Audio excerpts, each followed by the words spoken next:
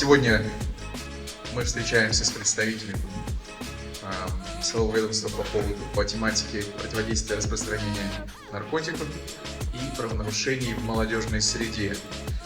Сегодняшняя наша тема будет наркотики, пагубное воздействие на организм человека и ответственность за преступления, совершенные в сфере незаконного оборота наркотиков.